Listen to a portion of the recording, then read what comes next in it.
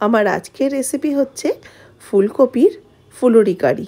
এটা কিন্তু বেশ একটা ইউনিক রান্না, আর খেতেও বেশ ভালো লাগে, তাড়াতাড়ি হয়েও যায়।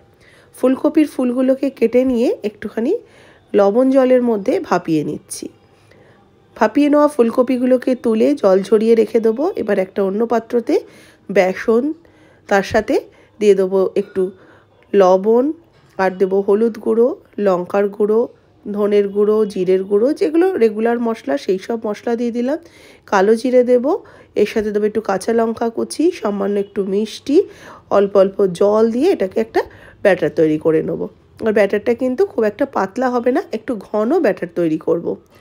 দেখুন ঠিক এরকম ব্যাটারটা তৈরি করে নিয়েছি। এবার একটা করে ভাপানো ফুলকপি নিয়ে ব্যাটারের মধ্যে ভালো করে কোট করে নিয়ে এগুলো ঠিক ফুলুরির মতো করে ভেজে নেব।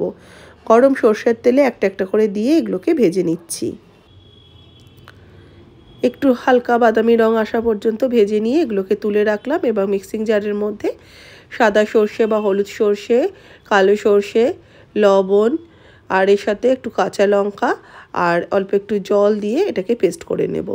এবার ওই কপি ভাজার তেলের মধ্যেই শুকনো লঙ্কা আর কালো জিরে ফোড়ন দিয়ে দিচ্ছি। এর সাথে দিয়ে দেব একটু পেঁয়াজ কোচানো। ফোড়নটা হয়ে গেলে একটু পেঁয়াজ কুচানো দিয়ে ভালো করে এগুলোকে মিক্সড করে নিচ্ছি।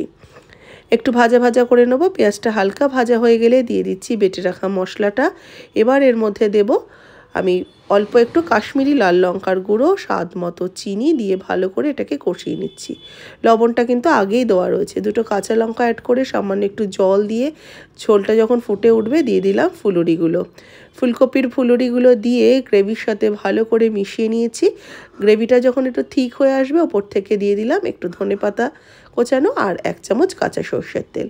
একটু হালকা হাতে মিশিয়ে নিয়ে নামিয়ে সার্ভ করে নিলাম ফুলকপির ফুলুরি কারি।